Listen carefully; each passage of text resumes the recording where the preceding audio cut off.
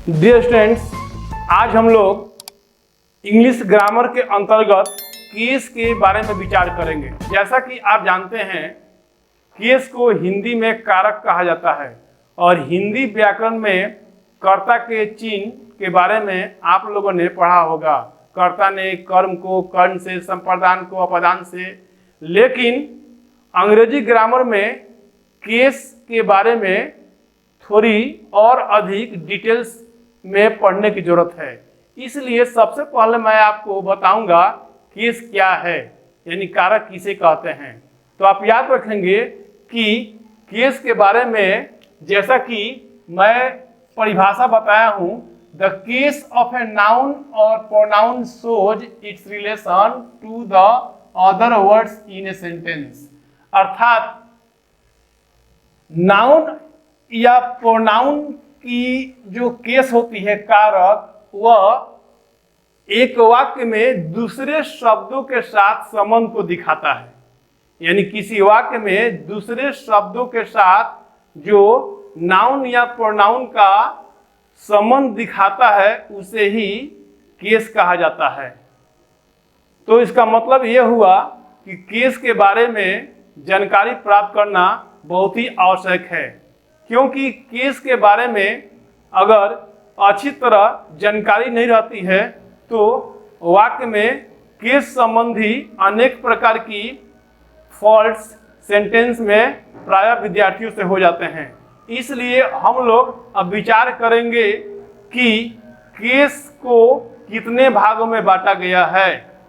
तो आप बोर्ड पर देख सकते हैं काइंड्स ऑफ केस के बारे में। Case is of 4 kinds. Case 4 प्रकार के होते हैं। यानी केस को उनके कार्य तथा प्रयोग के आधार पर 4 भागों में विभाजित किया गया है। तो सबसे पहले हम उसका पहला जो भाग है उस पर हम लोग विचार करेंगे। जैसा कि पहला भाग लिखा हुआ है नॉमिनेटिव केस। नॉमिनेटिव केस को हिंदी में कर्ता कारक कहा जाता है। कर्ता कारक वह केस है जो किसी वाक्य में काम करने का बोध कराता है। अर्थात इसका नाम से ही स्पष्ट है, कर्ता कारक अर्थात जो वर्ब का सब्जेक्ट हो। यानी कर्ता क्रिया से जो कुछ करवाता है वही वाक्य का नॉमिनेटिव केस होता है। जैसा कि आप देख सकते हैं बोर्ड पर इसका डिफिनेशन लिखा हुआ है। नॉमिनेटिव केस को हिंदी में कहा जाता है कर्ता कारक। तो व्हेन ए नाउन और pronoun is the subject of A sentence it is in the nominative case. जब नाउन या प्रोनाउन किसी वाक्य में, जब नाउन या प्रोनाउन किसी वाक्य में वाक्य का कर्ता होता है तो वह नॉमिनेटिव केस कहलाता है या वह नॉमिनेटिव केस माना जाता है। फिर एक बार आप ध्यान दें, डिफिनेशन क्या कह रहा है? कह रहा है कि जब कोई नाउन या प्रोनाउन, यानी कोई भी नाउन या प्रोनाउन जब वाक्य का सब्जेक्ट होता है, वाक्य का कर्ता होता है, तो वह नॉमिनेटिव केस में माना जाता है या वह नॉमिनेटिव केस कहलाता है। जैसा कि कुछ उदाहरणों के द्वारा मैं आपको समझाने की कोशिश किया हूं, आप ध्यान से इन उदाहरणों को देखें। फर्स्ट लिखा है राम इज रीडिंग। आप इसको ध्यान से देखें, राम पढ़ रहा है। तो राम पढ़ रहा है, इस वाक्य में आप देख सकते हैं कि राम क्या है? नाउन है। और वह कौन काम कर रहा है? तो क्रिया जो है इज रीडिंग, उसे काम करवा रहा है। अर्थात राम पढ़ रहा है, तो इसमें राम क्या हुआ? वह आपका सब्जेक्ट हुआ, क्योंकि यह काम कर रहा है। इज रीडिंग जो है वर्ब है, उसी का ये सब्जेक्ट है राम, इसलिए ये आपका नॉमिनेटिव केस हुआ। उसी प्रकार सेकेंड वाक्य देखिए, आई एम टीचिंग, मैं पढ़ा रहा हूं। इस वाक्य में आप देख सकते हैं एम टीचिंग, यानी मैं पढ़ा रहा हूं। तो पढ़ाने का काम कौन कर रहा है? तो मैं कर रहा हूं। तो I am teaching, am teaching जो वर्ब है, उस वर्ब के काम करने का बोध कौन करवा रहा है? आई करवा रहा है, इसलिए आई क्या हुआ? नॉमिनेटिव केस हो गया। उसी तरह आपका 3 नंबर वाक्य में the farmer is प्लाइंग the field, इसमें इज प्लाइंग जो है खेत जोत रहा है, तो खेत जोतने का काम कौन कर रहा है? तो फार्मर कर रहा है। तो आप देख सकते हैं कि इज प्लाइंग जो वर्ब है, उस वर्ब से यानी जो काम हो रहा है, तो वह काम करने वाला कौन है? तो वह द फार्मर है। तो ये आपका नॉमिनेटिव केस हो गया। तो इसका मतलब ये हुआ कि कोई भी वाक्य में कर्ता कारक वह होता है जो किसी वर्ब को करता है, यानी जो किसी क्रिया के संपादन का काम करता है। दूसरे शब्दों में हम इस प्रकार भी कह सकते हैं कि वाक्यों में कर्ता कारक का पहचान कौन लगाकर किया जाता है, और जब उत्तर आता है तो उसी को माना है नॉमिनेटिव केस। जैसे कि आप कौन लगाकर प्रश्न करेंगे, फर्स्ट वाक्य लिखा है राम इज रीडिंग, राम पढ़ रहा है, तो कौन पढ़ रहा है? तो राम पढ़ रहा है, तो राम हो गया नॉमिनेटिव केस। उसी तरह सेकेंड वाक्य में आई एम टीचिंग, मैं पढ़ा रहा हूं, तो हु इज टीचिंग? तो आई हो गया नॉमिनेटिव केस। उसी तरह थर्ड वाक्य में आप देख सकते हैं the farmer is प्लाइंग the field, किसान खेत जोत रहा है, तो हु इज प्लाइंग द फील्ड? तो द फार्मर।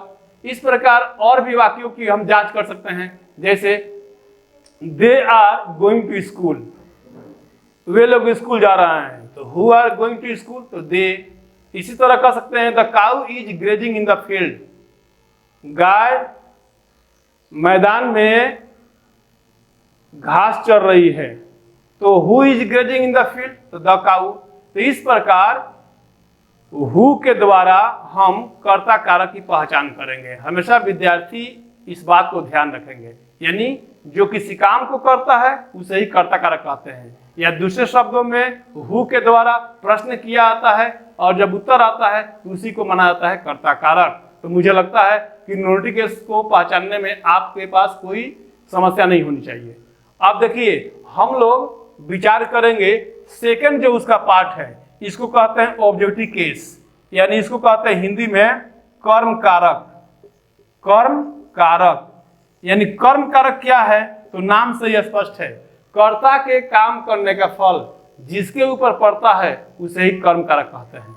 आप इसको परिभाषा के द्वारा समझने की कोशिश कीजिए। लिखा हुआ है ऑब्जेक्टिव केस क्या है, what is an objective case? तो व्हेन ए नाउन और pronoun is used as the object of a verb और preposition it is said to be in the objective case. यानी क्या कह रहा है? कह रहा है जब कोई नाउन या प्रोनाउन या जब किसी नाउन या प्रोनाउन का प्रयोग वाक्य में, जब किसी नाउन या प्रोनाउन का प्रयोग वाक्य में क्रिया या प्रीपोजिशन, वर्ब या प्रीपोजिशन के ऑब्जेक्ट के रूप में किया जाता है। किसी वर्ब या प्रीपोजिशन के ऑब्जेक्ट के रूप में किया जाता है, अर्थात जब किसी नाउन या प्रोनाउन का प्रयोग वर्ब या प्रीपोजिशन के ऑब्जेक्ट के रूप में किया जाता है तो वह ऑब्जेक्टिव केस कहलाता है, हिंदी में कर्म कारक कहलाता है। जैसे कि आप कुछ उदाहरणों द्वारा इसे समझने की कोशिश करें। फर्स्ट लिखा हुआ है राम ईट्स राइस। आप यहां देख सकते हैं कि राम भात खाता है, तो इसमें राम जो काम कर रहा है तो काम करने का फल जो है यानी ये राइस पर पड़ रहा है, तो राइस क्या हो गया? ऑब्जेक्टिव केस हो गया। उसी तरह सेकेंड वाक्य में द काउ ईट्स ग्रास, गाय घास खाती है, तो यहाँ पर काउ तो नॉमिनेटिव केस हो गया, और जो ईट है तो ईट का जो ऑब्जेक्टिव केस है वो है ग्रास, यानी जो ग्रास है वो हो गया ऑब्जेक्टिव केस।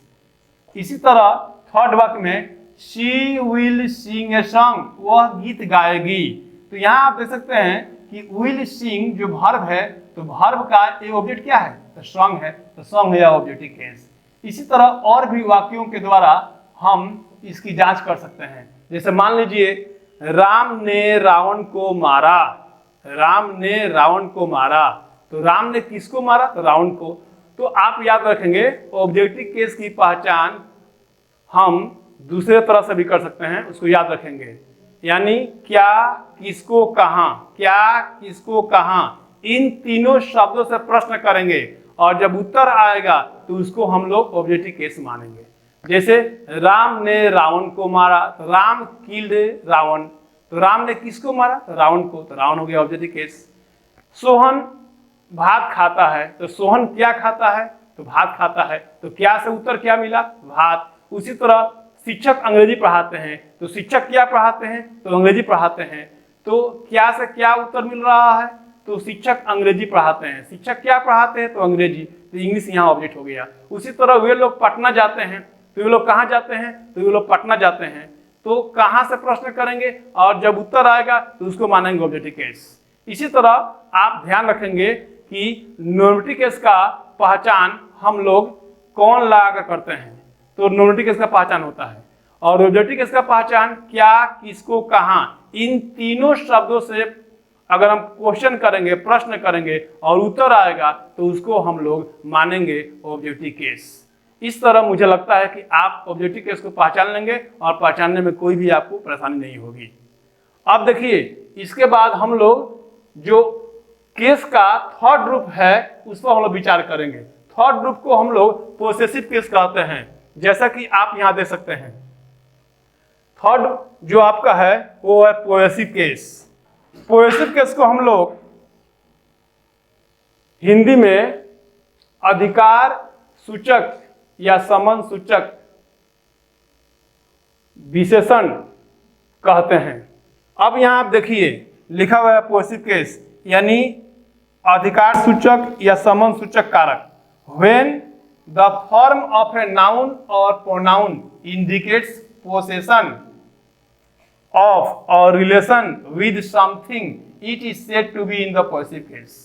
कह रहा है कि जब किसी नाउन या प्रोनाउन के रूप से या जब किसी नाउन या प्रोनाउन का रूप किसी व्यक्ति या वस्तु पर किसी चीज से अधिकार या संबंध को दर्शाता है, जब किसी व्यक्ति या वस्तु से अधिकार या संबंध को दर्शाता है तो उसे पोसेसिव केस कहा जाता है। जैसा कि परिभाषा से स्पष्ट है कि कह रहा है कि when the form of a noun or pronoun, जब किसी संज्ञा या सर्वनाम या जब कोई संज्ञा या सर्वनाम वो इंडिकेट करता है, दर्शाता है अधिकार को या संबंध को किसी भी चीज से, तो वह पोसेसिव केस माना जाता है। तो पोसेसिव केस का जो पहचान होता है वह सामान्य अर्थ में कह सकते हैं का, के, की के द्वारा हम व्यक्त करते हैं। जैसे कुछ उदाहरणों द्वारा आप इसे समझने की कोशिश कीजिए। जैसे लिखा हुआ है एग्जाम्पल में, दिस इज राम्स बुक, यह राम की किताब है। यह किताब किसकी है? तो राम की है। उसी तरह सेकंड वाक्य देखिए, दैट इज सीता's कार, वह सीता की कार है। तो वह सीता की कार है, तो यहाँ पे देखते हैं कि सीता और कार के बीच के संबंध को एपोस्ट्रोफी एस के द्वारा दर्शाया गया है। तो सीता's कार यहाँ पोसेसिव केस में है। ठीक है। उसी तरह पहला वाक्य में जो राम से है वह पोसेसिव केस में है, जो नाउन से संबंध दिखा रहा है। उसी तरह लिखा है थर्ड वाक्य में, दिस इज माई स्कूल, यह मेरा विद्यालय है। तो यहाँ आप देख सकते हैं कि माई क्या है? पोसेसिव केस है, क्योंकि नाउन के पहले आया हुआ है और स्कूल और मेरे बीच के संबंध को माई दिखा रहा है। तो दिस इज माई स्कूल, यह मेरा विद्यालय है। इसी तरह दैट इज योर कार, वह आपकी कार है। दिस इज हिज बाइसिकल, यह उसकी साइकिल है। तो इस तरह हम कह सकते हैं कि पोसेसिव केस में किसी व्यक्ति या वस्तु से संबंध को दिखाया जाता है। तो जो शब्द यानी जो नाउन या प्रोनाउन इन संबंधों को दिखाते हैं या दर्शाते हैं उन्हें अंग्रेजी में पोसेसिव केस कहा जाता है। तो मुझे लगता है कि पोसेसिव केस में पहचानने में कोई आपको प्रॉब्लम नहीं होगी। जैसे कि और भी कुछ उदाहरणों द्वारा हम लोग यह देख सकते हैं। जैसे कि मान लीजिए कहा जाए, दिस इज माई पेन, यह मेरा कलम है। उसी तरह कहा जाए कि दैट इज हिज कार, वह उसका कार है। तो इसका मतलब यह हुआ कि संबंध कारक को पहचानने के लिए हम हिंदी के शब्द किसका, किसके, किसकी के द्वारा प्रश्न करेंगे और जब उत्तर आएगा तो उसी को मानेंगे कि यह पोएसिक केस है। जैसे कि मान लीजिए आप कहते हैं कि यह मेरा कलम है, तो यह किसका कलम है, तो मेरा कलम है। तो यहाँ किसका से क्या है, यह संबंध कारक का हम पहचान कर लिए। इसी तरह किसका लड़का सड़क पर खेल रहा है, तो किसका लड़का सड़क पर खेल रहा है, तो यहाँ whose son is playing on the road. इसी तरह कह सकते हैं कि सोहन की गाय मैदान में चर रही है, तो Sohan's cow is grazing in the field, तो whose cow is grazing in the field, तो Sohan's cow is grazing in the field. तो इस प्रकार हम कह सकते हैं कि किसका, किसके, किसकी के द्वारा हम प्रश्न करेंगे और जब उत्तर आएगा तो उसको मानेंगे कि यह पोएसिक केस है। जैसे और भी वाक्यों के द्वारा हम इसको देख सकते हैं, जैसे Sohan's book is missing, Sohan की किताब खो गई है, तो हुज बुक इज मिसिंग, तो सोहन्स बुक इज मिसिंग।